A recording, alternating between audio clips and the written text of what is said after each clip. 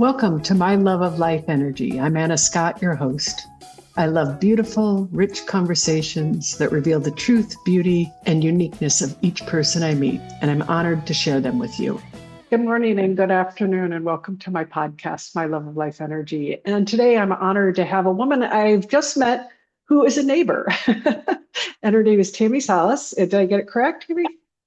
Great. And Tammi, how long have you lived in our neighborhood? About 2.5 years. Right. And I just met you. We bumped into each other at another neighbor's art opening, and it was just a pure delight. And I fell in love. I thought it was just the timing was perfect. Well, I had been mildly stalking you, so it was good that you were alone at the art, without your dog, I should say. Because Yeah. your dog's very protective, so I can't get close enough to you normally. So it worked out. So one of the things that started our conversation, Tammi became sober. And it was just when I was beginning to go, do I want to drink anymore? And it was just, I thought, so charismatic that like the night that I'm thinking about not drinking anymore, I meet you. And you're involved in a sober program, but kind of a unique one. Is that correct?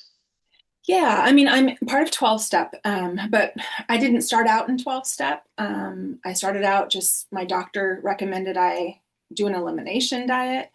But I had been drinking so much, Anna, that that was her nice way of kind of saying, like, I think you need to stop drinking.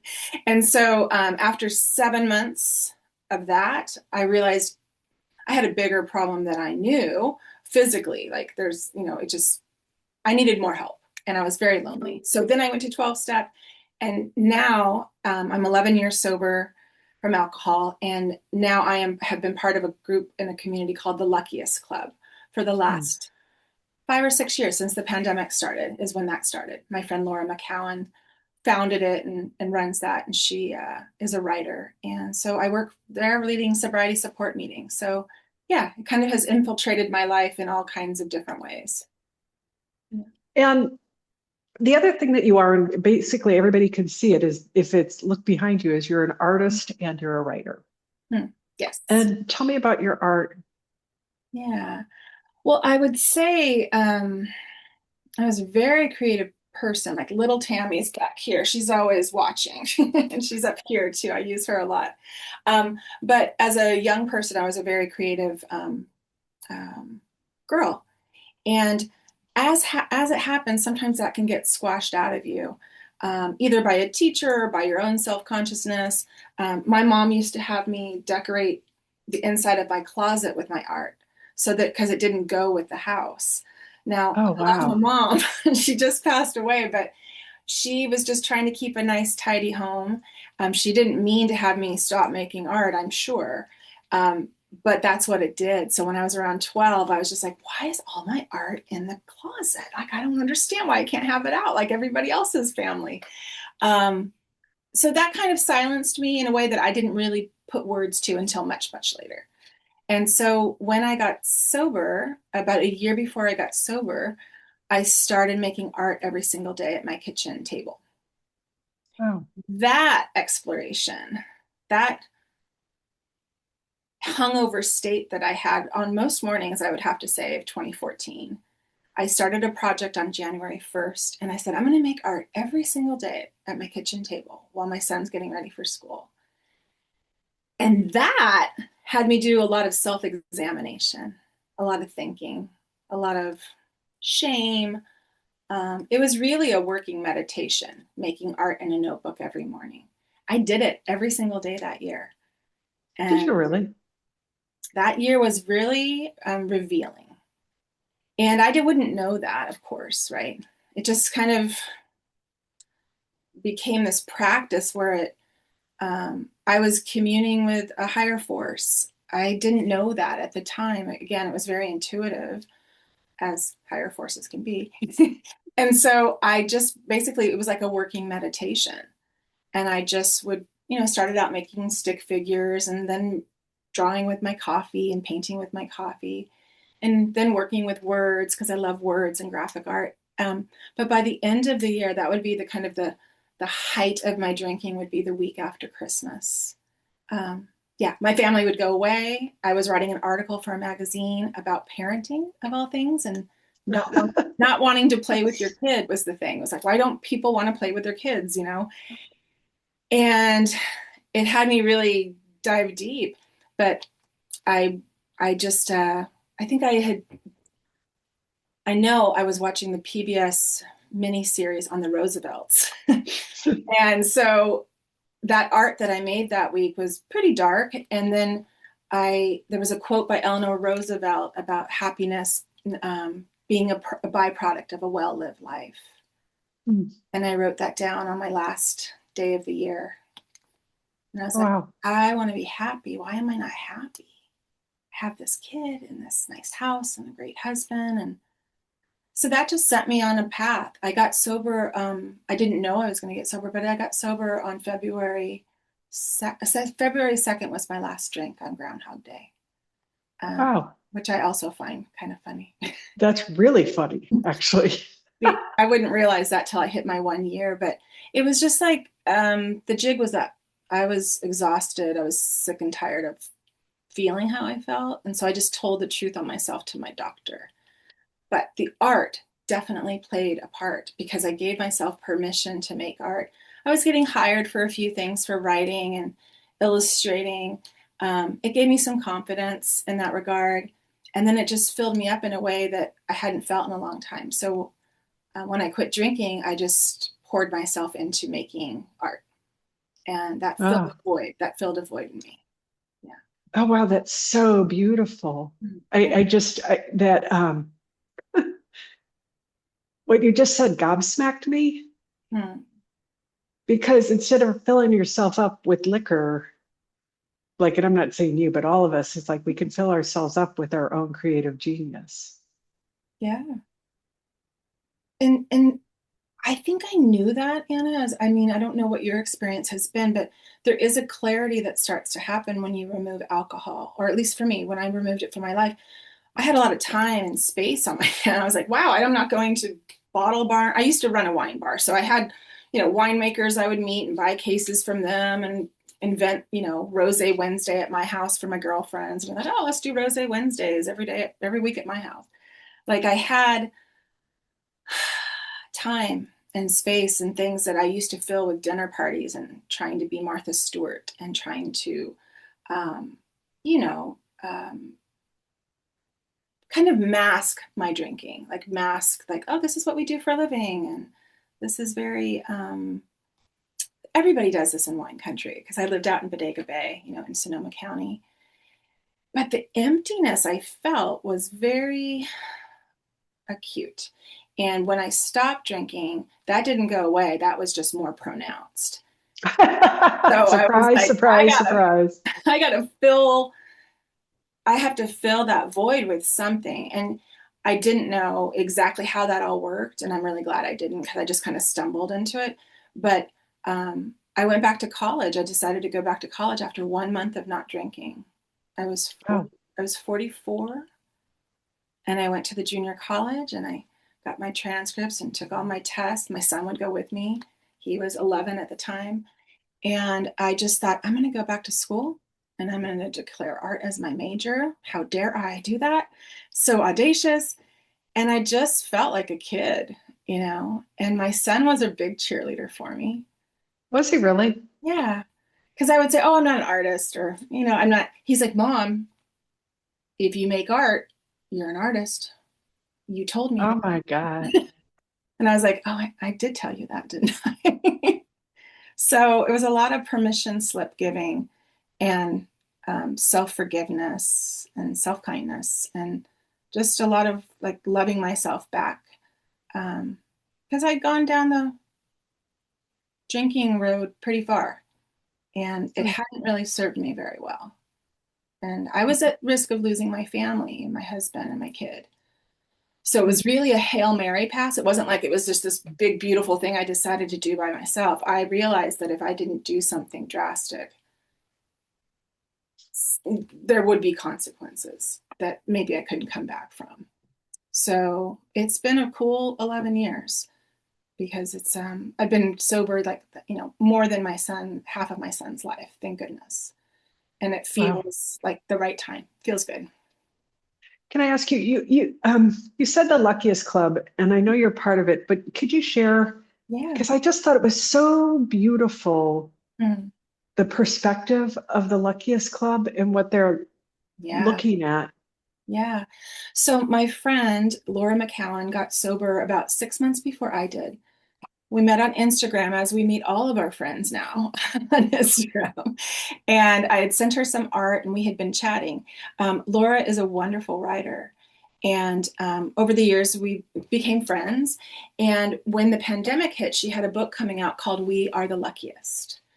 And she went on a book tour in January of 2020. So got to go see her over in Corte Madera, take photos. She's with Sam Lamott, and Lamott's son was interviewing her, and it was great. And then she went home, and then like the pandemic shut everything down. And very quickly, for those of us that are in 12 step, and Laura makes no secret about her being in 12 step, she started holding and hosting meetings from her room, from her apartment in Boston, and inviting people that were on her mailing list to come to these meetings because she had quite a following of people who were sober or sober curious or thinking about getting sober or just taking a break from alcohol. So it wasn't AA, which I think can be, it has a lot of stigma attached to it and maybe some old thinking from the 1930s that perhaps is not so accepted today, especially by women, I found, myself included. And she started hosting these meetings in her bedroom and it just took off. It took off. And so they called it the Luckiest Club, TLC, which Laura's in Oh, marketing. I love that. She's in marketing and branding before she started doing all the things that she does now. She's really good at that.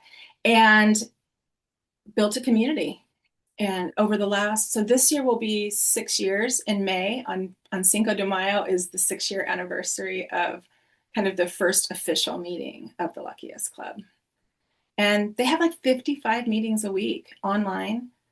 Yeah, Um, and what's the premise of the Luckiest Club? That's the part that fascinates me. And that you really, when I talked with you, you embody it. oh, And it was so refreshing. well, And I there's just, no dogma. yeah, but what is the Luckiest Club? Why lucky? Well, I think someone had said to her at a meeting once, we are the luckiest at the end of a meeting. A lot of times people will introduce themselves in AA meetings as a grateful alcoholic. A lot of people don't like the A word. It can feel damning, or it can feel shameful, or it can feel lots of things. But when in the end, when we get to the end of the meeting, we hold hands at the beginning of the meeting and you hold hands at the end of the meeting in a circle, right? You say a prayer. And what's kind of cool is that everyone around the world, all meetings meet on the hour. So you think about like this community of people all around the world saying a prayer Yeah. together, um, Oh, and holding hands in a way. So it's really beautiful. So for the Luckiest Club, we are online. So again, it's not dogma filled, it's not AA, but it had some vestiges and some principles and some like all the good parts that were being shared, and non-judgmental. You can come from any recovery program, you are accepted. You can come there if you're drunk. You can come there if you're investigating things. They just ask that you don't share with your voice. There are some, parameters and boundaries for people to feel safe in a health space like that. Um, but feeling the luckiest is like, I do feel like the luckiest. Like, I feel like when I removed alcohol from my life, when I removed the neurotoxin that is made with ethanol, I feel lucky that I have this new perspective on life. I didn't really know how to get it any other way, Anna. Like I tried. I've been baptized many times. Kept trying to get baptized at different churches, and I was like, no, that's not it. And it's like I did need to find a higher force, a higher power, a God, whatever you want to call it. And recovery has helped me find that. And so I do AA 12 step, I do TLC, I do their programs, I help teach in their programs, I take their programs. Um, and I feel like the luckiest person that I stumbled in to this problem that I had with alcohol. And that I, oh, wow. I just felt it. yeah, I feel Oh, very, Tammy, hmm. it's like the alcohol gave you the to step into this other power. Absolutely, because if it didn't, I don't know that I would have found my way. I mean, we all find our way how we find our way. But I don't regret that I didn't find it long ago. Like sometimes I was there at the beginning. Like, why didn't I figure this out when I had my son when he was born? Well, I didn't. And I do have to be in acceptance of that, accepting what is. I figured it out, not alone. There was a higher force with me too. The day that I was at my doctor's office, I'm like, I'm going to tell the truth. And what will happen? Like, I didn't know. That's what's I, I, kind of lo- cool. I love, there's such power to me when we tell the truth, Hmm. the absolute truth. Yeah. Mm. The principle of the first step in 12 step is honesty. Mm. And I had been like lying, not, well, I've been omission, lying by omission in therapy for 7 years, never told my therapist. And when I finally did, I mean, she knew. She's been patiently waiting for me. Mm. And that was beautiful too, to have someone hold space until you're ready. Um, and the fact that we met on the night that we met, there's no coincidence there. I mean, I know that it happened how it was supposed to happen. Oh Um, my God. I mean, to think that, we've been neighbors, you live down the street, but I have this attack dog that doesn't allow me to talk to people. And the night that I'm like, oh, I went out with my partner and we're having a glass of wine thinking I think I'm going to give it up. And I did. I tried what somebody once said. Oh, I tried to drink some wine after that. Like I went off for 2 weeks and I thought, oh, I'll have a glass of wine. And I just felt it was like the information. It's like, oh, my body does not like it. yeah, they call that sometimes I hear it like we had to do more research, And when you do more research, you kind of go, okay, got it. Got Um, it. Got and it took me many years of research um, to figure it out, you know. it. I'm glad it So what are you doing with your art? Like you lead classes. I think you lead classes. Is that correct? Yeah, I've done a kind of a bunch of different things. During the pandemic, uh, I was I decided I got trained to do art for healing facilitation. But once the hospitals and institutions shut down, I couldn't go into hospitals and institution, and that's what my training was in. So I had to figure out how can I, and it felt so dark at the very beginning of the pandemic, very scary. We had no vaccine and we're all locked up at home. And I was like, who's going to want to do an art class?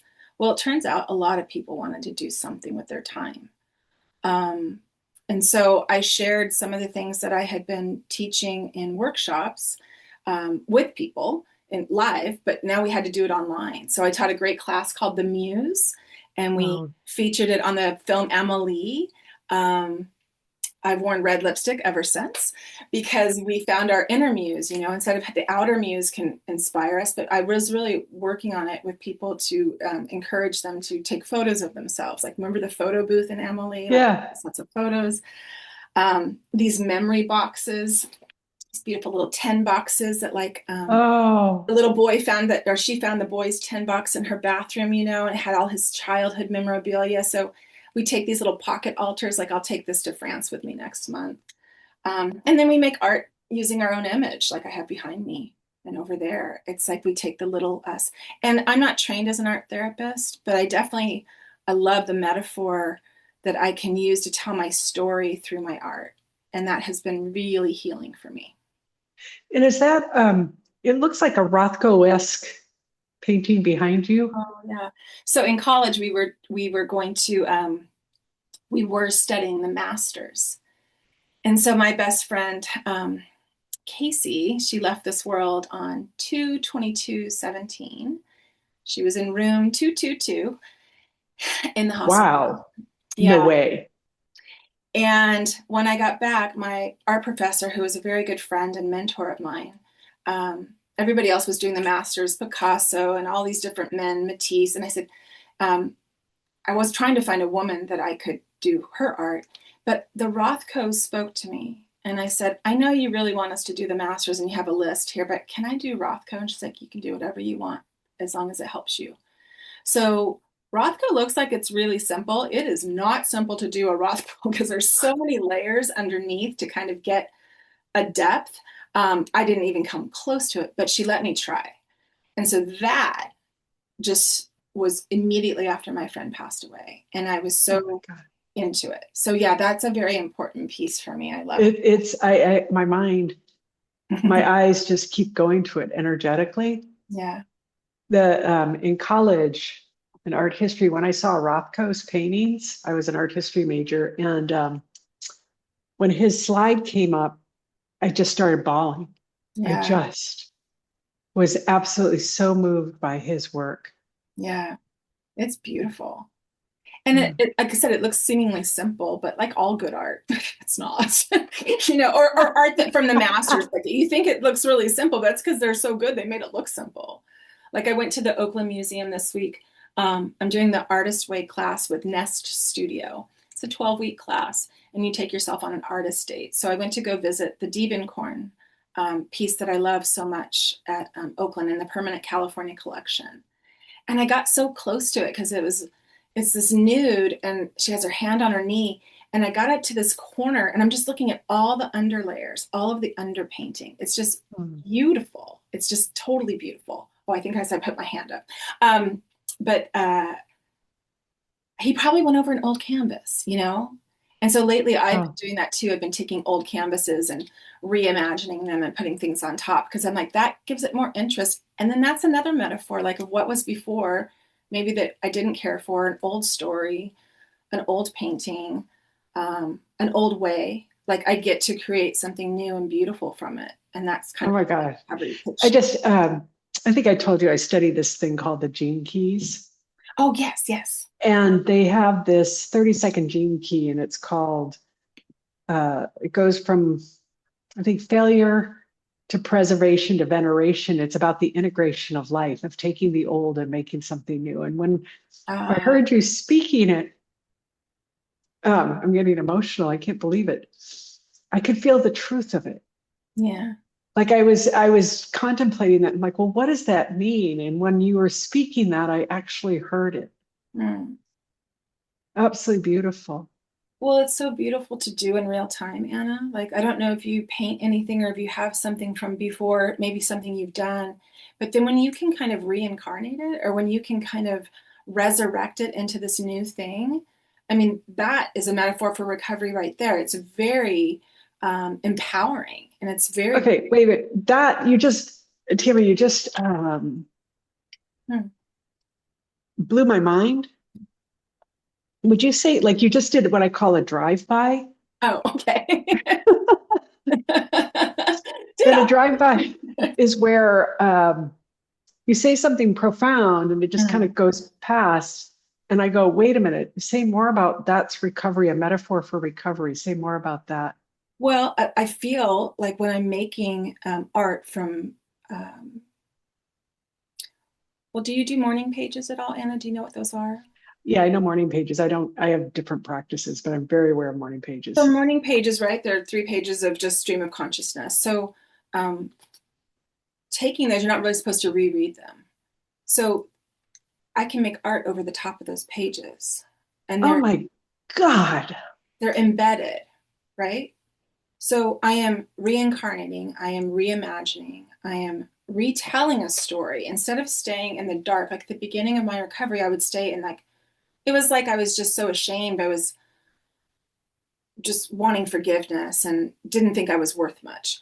But the more I worked with art and the more that I saw that that pain had a purpose and that I could retell the story, not to change it like you're making something up, but in real time, I am recalibrating my soul. And when I recalibrate my soul, I am creating something different. I am different, right? Oh my God.